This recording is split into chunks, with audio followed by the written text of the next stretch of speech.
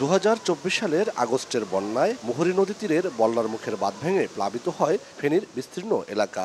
বাড়িঘর, ফসল, রাস্তাঘাটের ব্যাপক ক্ষয়ক্ষতি হয়।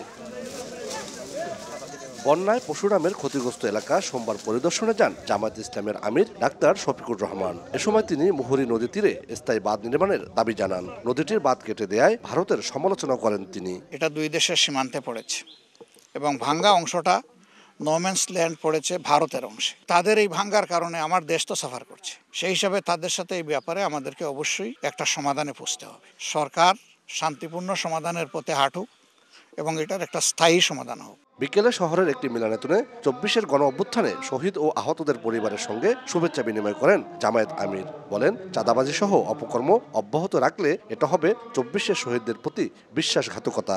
একজনের দখল বাণিজ্য এবং চাঁদা বাণিজ্য থেকে মুক্ত করে আরেকজনের আমার হাতে দখল বাণিজ্য এবং চাঁদা বাণিজ্য আমাদের হাতে তুলে দেবে, এই জন্য আমাদের শহীদরা রক্ত দেয়নি। সত্যিই যদি দেশ এবং মানুষকে ভালোবাসেন, প্রিয় বন্ধুরা, মেহেরবানি করে এই অপকর্ম ছেড়ে দিন। এই শহীদরা জাতীয় সম্পদ, তারা কোনো দলের সম্পদ নয়।